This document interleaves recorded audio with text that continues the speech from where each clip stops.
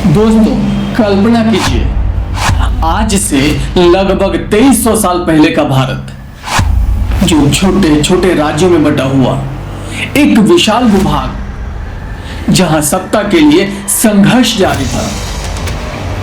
इसी दौर में एक ऐसा युवक उभरा जिसने एक साधारण परिवार से निकलकर इतिहास का सबसे शक्तिशाली साम्राज्य खड़ा किया।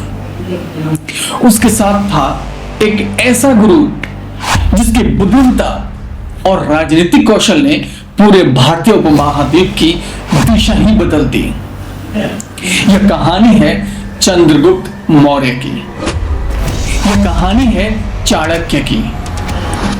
और यह कहानी है सम्राट अशोक की, जिसने युद्ध की विभीषिका देखकर हिंसा छोड़कर शांति और धर्म का मार्ग अपनाया और कैसे बना भारत का पहला विशाल साम्राज्य। कैसे सिकंदर महान के आक्रमण के बाद भारत की राजनीति ही बदल गई और कैसे मौर्य साम्राज्य ने भारतीय इतिहास की नींव रखी। आइए हम जानते हैं भारत के सबसे महान साम्राज्यों में से एक मौर्य साम्राज्य की अद्भुत कहानी। मौर्य साम्राज्य महाजनपदों का युग। 6ठी शताब्दी ईसा पूर्व में भारत में 16 महाजनपद अस्तित्व में थे, जिनमें प्रमुख थे मगध, कौशल, अवंती, वत्स, गांधार, कुरु और पंचाल। मगध धीरे धीरे सबसे शक्तिशाली राज्य बनकर उभरा। फिर हुआ नंद वंश का उदय। महापद में नंद ने नंद वंश की स्थापना की। उनके उत्तराधिकारी धनानंद अत्यंत धनी और शक्तिशाली शासक थे। यूनानी स्रोतों के अनुसार 2 लाख पैदल सैनिक, 20,000 घोड़सवार, 2,000 रथ और 3,000 हाथी। लेकिन अत्यधिक कर और अहंकारी स्वभाव के कारण जनता उनसे असंतुष्ट थी। फिर हुआ सिकंदर का भारत में आगमन। 326 ईसा पूर्व में मैसेडोनिया का महान विजेता सिकंदर यानी अलेक्जेंडर द ग्रेट भारत पहुंचा। उसने उत्तर पश्चिम भारत के कई क्षेत्रों पर विजय प्राप्त की। हाइडेस्पिस का युद्ध। सिकंदर और राजा पोरस के बीच झेलम नदी के किनारे युद्ध हुआ। पोरस की वीरता से प्रभावित होकर सिकंदर ने उनका राज्य वापस लौटा दिया, लेकिन उसकी सेना आगे बढ़ने से डर गई, जिसका कारण था नंद सेना की विशाल शक्ति की खबर। लगातार युद्धों से थकान, फिर सिकंदर वापस लौट गया। उसकी मृत्यु 323 ईसा पूर्व हुई। उसके बाद भारत के उत्तर पश्चिम में राजनीतिक अस्थिरता बढ़ गई।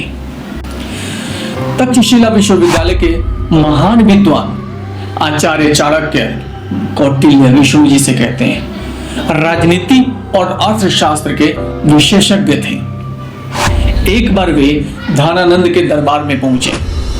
किंवदंतियों के अनुसार धनानंद ने उनका अपमान कर दिया। तब से चाणक्य ने प्रतिज्ञा ली, जब तक नंद वंश का विनाश नहीं कर दूंगा, अपनी शिखा नहीं बांधूंगा। यहीं से भारतीय इतिहास की सबसे महत्वपूर्ण राजनीतिक साझेदारी की शुरुआत हुई।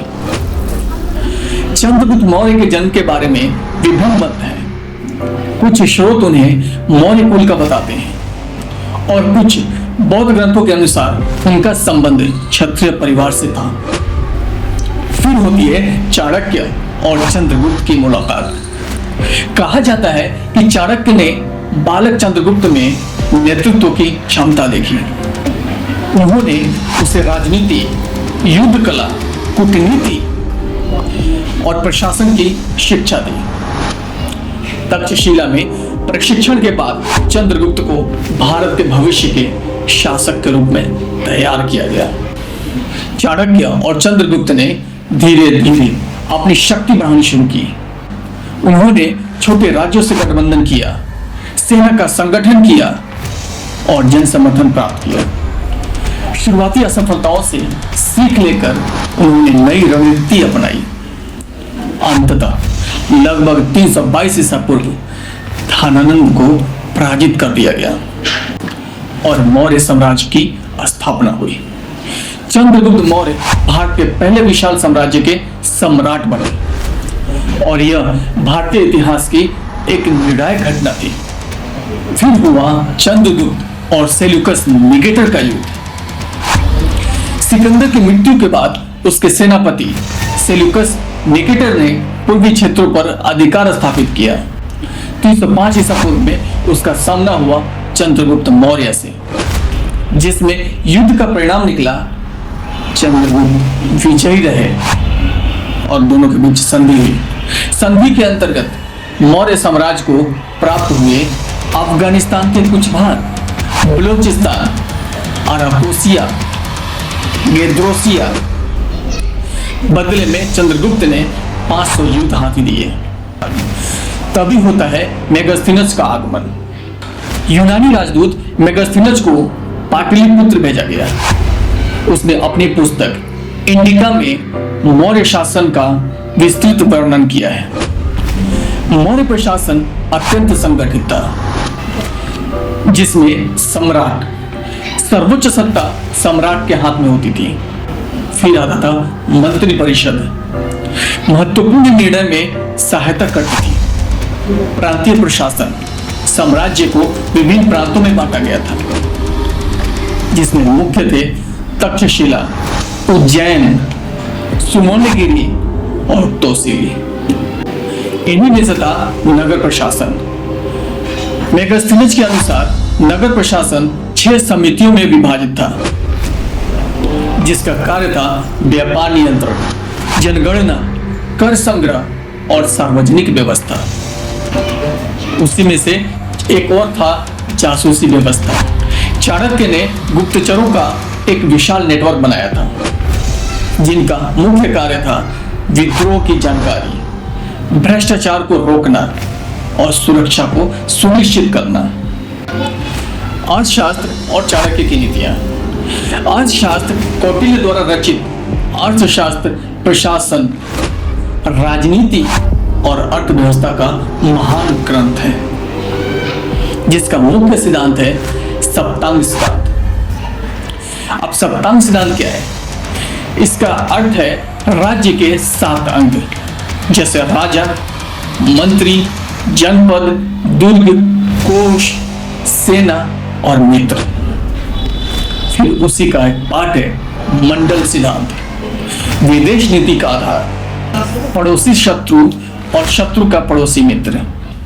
चंद्रगुप्त के बाद उनके पुत्र बिंदुसार शासक बने। उन्होंने लगभग 297 से 273 ईसा पूर्व तक शासन किया। उन्हें अमित्रघात कहा जाता था। उनके शासन में साम्राज्य का और विस्तार हुआ। दक्षिण भारत के अधिकांश क्षेत्रों तक मौर्य प्रभाव पहुंच गया था। बिंदुसार की मृत्यु के बाद उत्तराधिकारी संघर्ष हुआ। अंततः अशोक सत्ता में आए। अब हम जानते हैं प्रारंभिक शासन उनका क्या था। अशोक एक सक्षम और कठोर शासक माने जाते थे।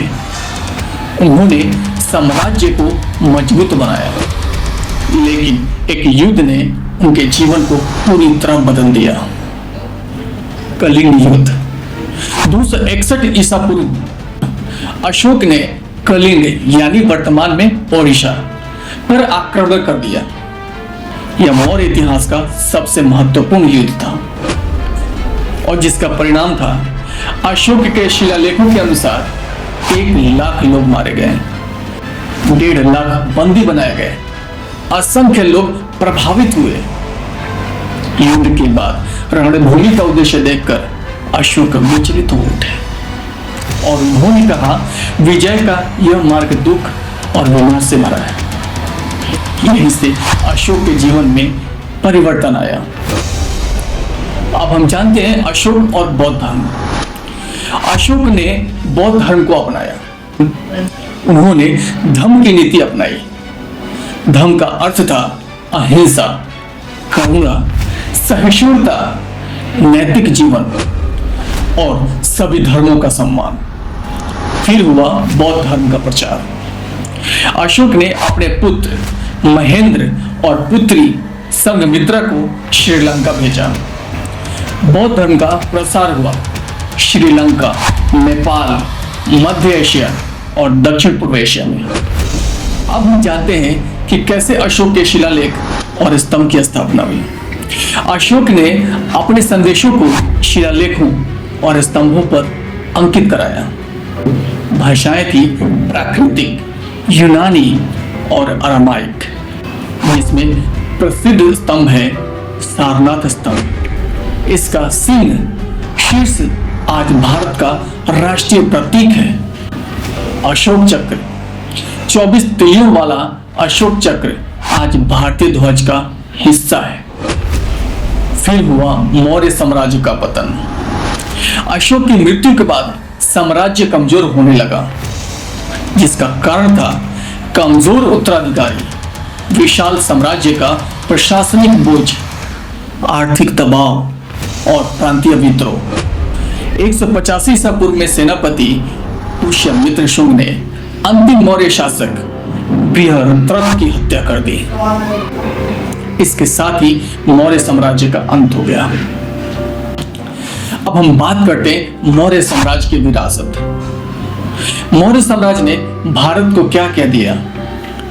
मौर्य साम्राज्य ने राजनीतिक एकता दिया, प्रभावी प्रशासन दिया, कर की व्यवस्था को संगठित किया, मजबूत सेना दी, अर्थशास्त्र जैसी महान कृति दी, बौद्ध धर्म का वैश्विक प्रसार हुआ, राष्ट्रीय प्रतीक और अशोक चक्र मिले।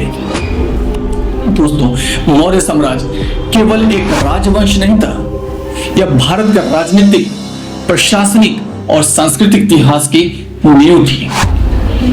चंद्रगुप्त ने एक बिखरे हुए भारत को एक सूत्र में बांध दिया, जिसमें चाणक्य ने रणनीति और शासन की नई परिभाषा लिखी। और अशोक ने यह सिद्ध किया कि सबसे महान विजय तलवार से नहीं, बल्कि मानवता और करुणा से प्राप्त होती है।